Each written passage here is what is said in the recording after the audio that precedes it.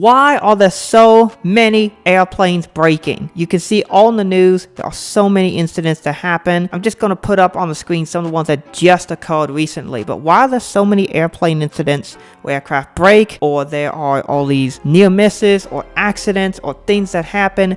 What causes all of them, and why are there so many more happening now?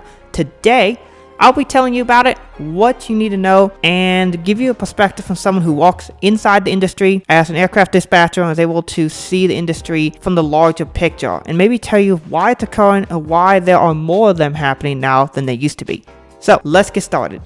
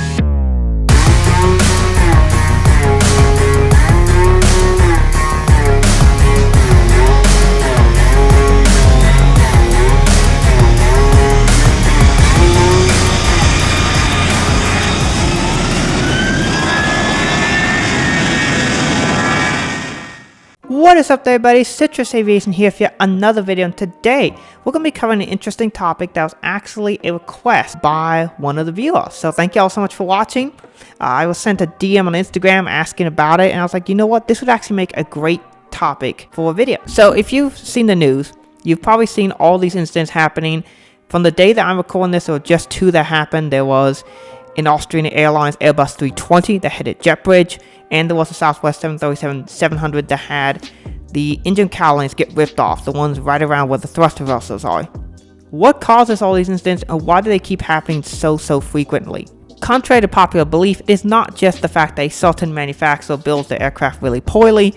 That has been an issue as well that has caused several issues with the 737 MAXs, quality control issues. Hopefully Boeing will get those resolved soon, but just for anyone who's interested, Airbus is not necessarily better. The difference is Airbus does not have the spotlight on them now like how Boeing does. So it'll be interesting to see if Airbus does get the spotlight on them, what happens. What causes all these incidents? Why do they keep happening? And what are ways that they can be prevented? We're going to get started with some of the factors that cause incidents to happen. So what causes these incidents to happen? Usually it is a combination of factors that cause an incident.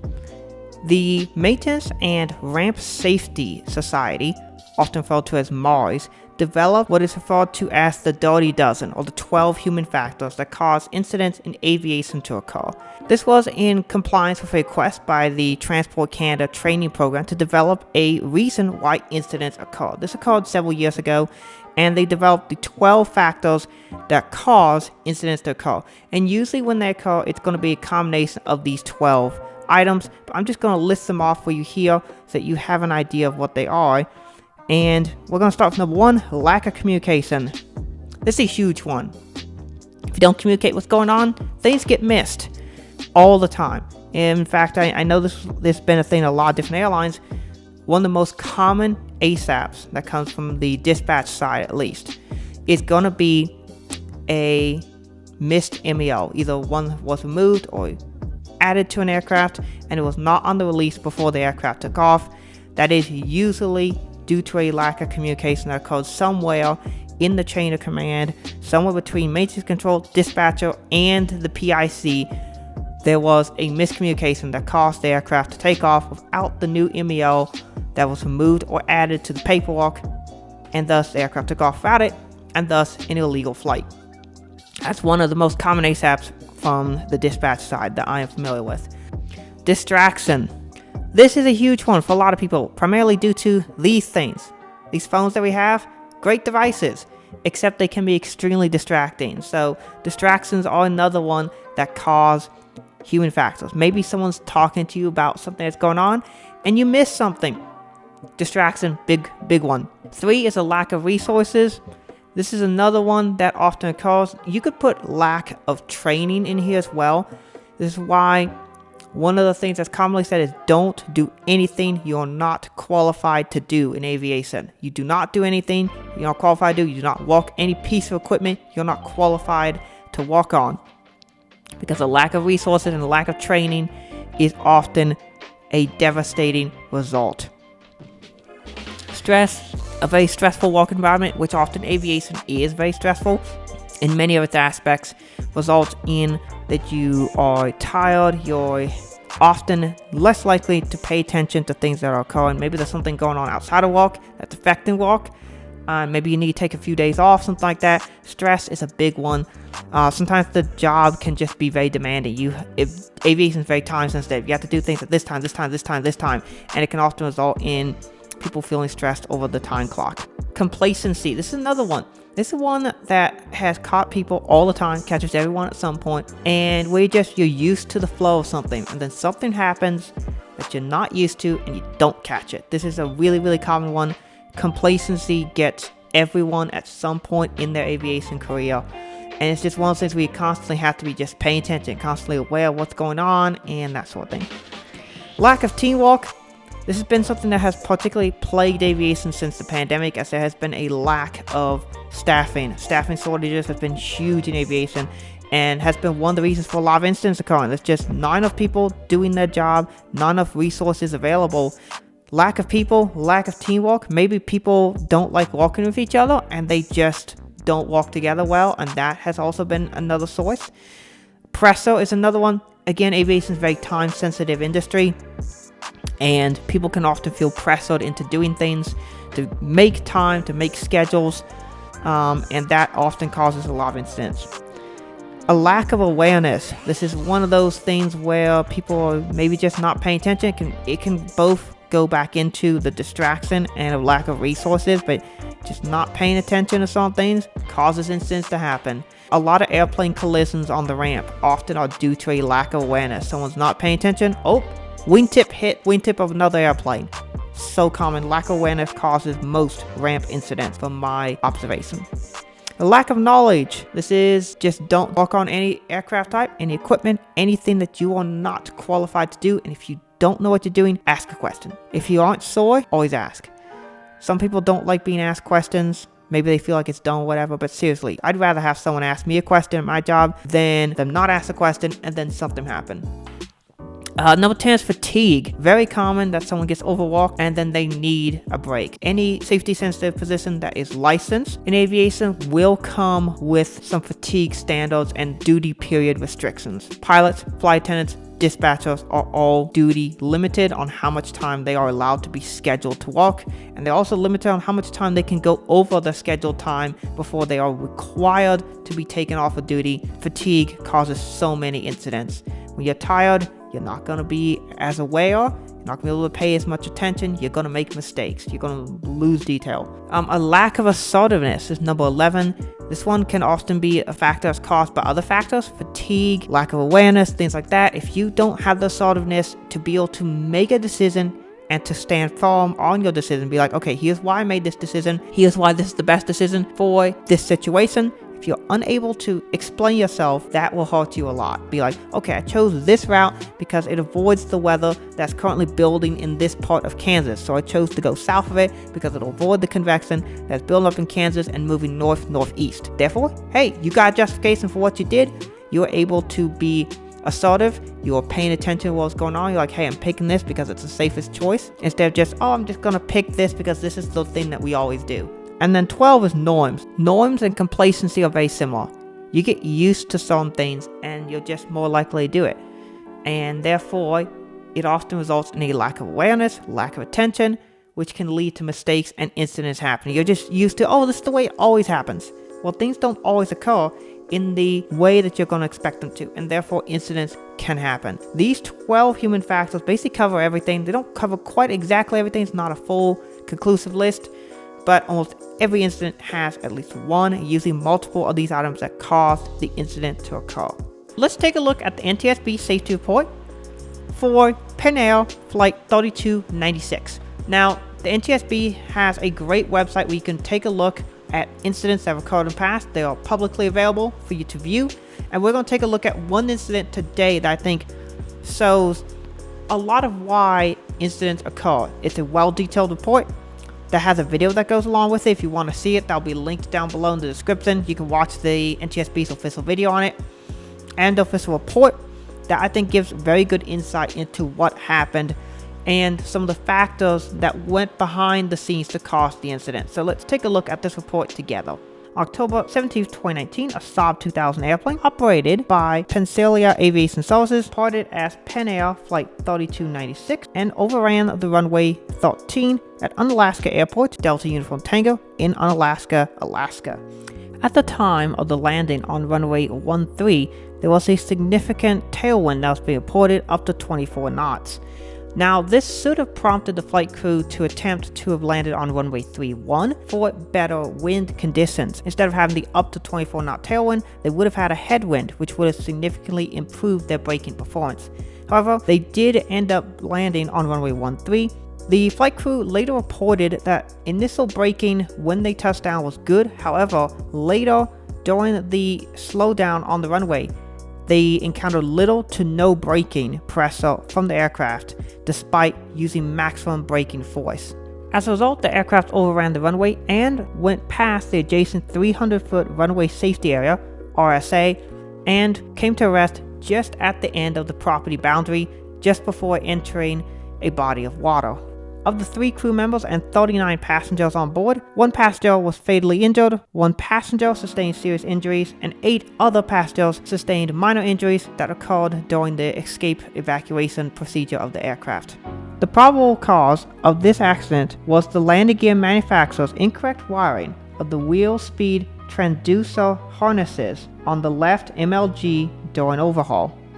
This aircraft, should be noted, had just come out of an overhaul service before this flight. The incorrect wiring caused the anti-skid system to not function as intended, resulting in the failure of the left outboard tire and a significant loss of the airplane's braking ability, which led to the runway overrun. The FAA gave 3 conditions that caused this incident to occur. 1. Soft design of the wheel speed transducer wire harness, which did not consider and protect against human error during maintenance. 2. The FAA's lack of consideration of the RSA dimensions at DUT during the authorization process that allowed the Saab 2000 to operate at that airport. And 3. The flight crew members' inappropriate decision due to their planned continuation bias to land on a runway with reported tailwinds that exceeded the airplane manufacturer's limit. This is where the human factors come into play. There has been something that's been commonly referred to in aviation as get there-itis, which is you want to complete the mission and just get it over with and be done. This was one of the factors that caused this significant incident. And it is one of the ones that is often a human factor that has caused many incidents, including this one, to occur.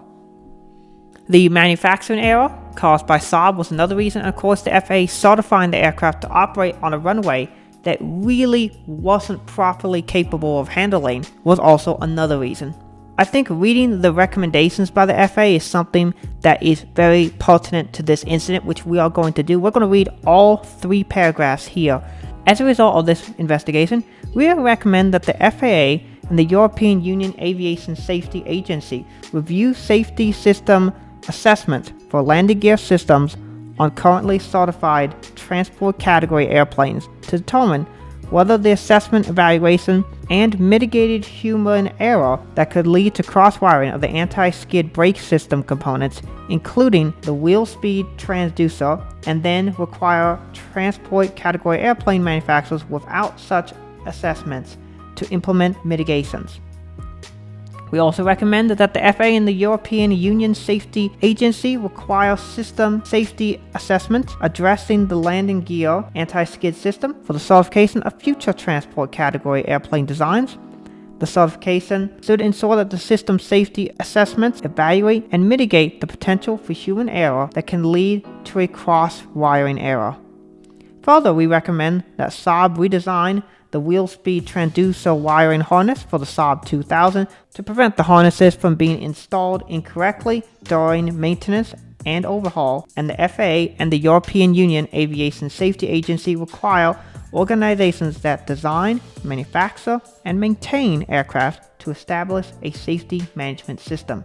We also recommend that the FAA notify certificate management team personnel about the circumstances of this accident and emphasize the importance of detaching and mitigating the safety risks that can result when certificate holders experience significant organizational changes such as bankruptcy, acquisition, and merger, all of which PenAir was experiencing for more than 2 years before the accident. We further recommend that the FAA revise agency guidance to include a formalization transition procedure to be used during a changeover of certificate management team personnel responsible for overseeing a certificate holder that is undergoing significant organizational change to ensure that the incoming personnel are fully aware of potential safety risks. In addition, we recommend that the FAA include the runway design code for runways of intended use among the criteria assessed when authorizing a scheduled air carrier to operate its airplanes on a regular basis at an airport certified under Title 14 Code of Federal Regulations Part 139. So the faulty wiring harness design that led to the harness being installed incorrectly, followed by the flight crews get their itis, and the runway not having the proper RSA length for the Saab 2000, and the organizational changes that were occurring at the airline all resulted in this incident occurring. I think that's one of the reasons why this is a really good incident to look at.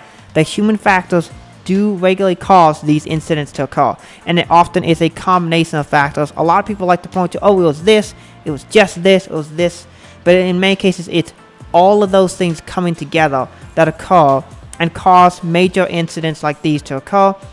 Another factor that must be considered is since the pandemic has occurred, a significant amount of fresh blood has been installed into the aviation industry.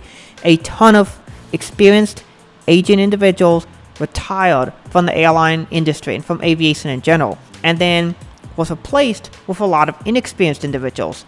I'm actually one of these individuals who has since become part of aviation since that time period. Now, of course, I find aviation history and learning about aviation and trying not to repeat the mistakes of the past to be quite interesting. But in many cases, a lot of people who are inexperienced either don't care about the aviation or haven't taken safety as seriously as it should be, have come into the industry, and it has resulted in a significant increase in the number of incidents that have occurred. Another factor that should be considered is that aviation incidents are much more documented on public social media and on the news than they used to be.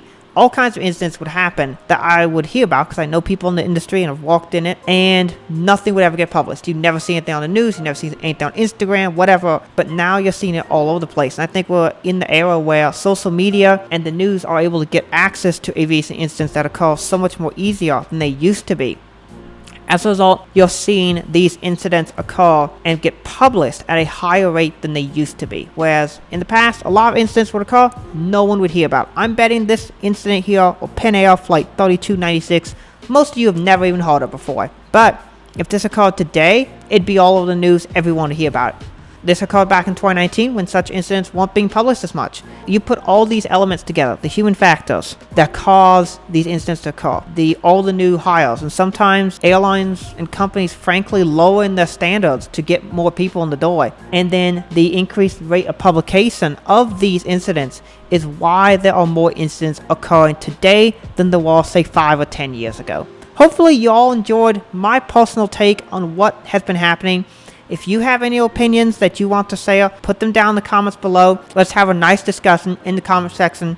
Before I end these videos, I usually like to end on a little bit of a lighthearted note where I just talk about something interesting or entertaining, usually some sort of style thing or fragrance I'm using or whatever. But today I wanted to sell this. This is just a nice little car that I've got, a little model car. It costs $6. You can buy them at Walmart, Walgreens, CVS. A lot of the pharmacy stores sell them, but they're just little $6 model cars, 1/32 scale. You can like open the doors on them and see the interior and such. This is a Porsche Macan S 2020 model. I have this one and a blue one, and they're kind of just cool little cars you can have. I've always wanted to collect model cars. I have a bunch of 1/64 scale. But these are just cheap. I mean, so they're not super detailed, but I don't need anything crazy detailed. It's just a nice little cute card I can put up here, or I'm putting it on the table right now. But it's just a neat little card to have. I have a bunch of them now. I have 15 because I picked them up at the at-home store nearby me where I go and get furniture. That's where I actually got this table from, this marble table, this carpet, and this little stool that I now use to make videos on. It's really nice setup, and I'm happy to be able to make videos here because it's just a nice little setup. I can look out, see the mountains of Utah over this way, and it's just a nice quiet little place where I can make my videos. I can record stuff here too. This microphone is really good with noise cancellation. The air handle I was just on, and you probably didn't even hear it. That's just how good this mic is. That was quite expensive, but it's really good.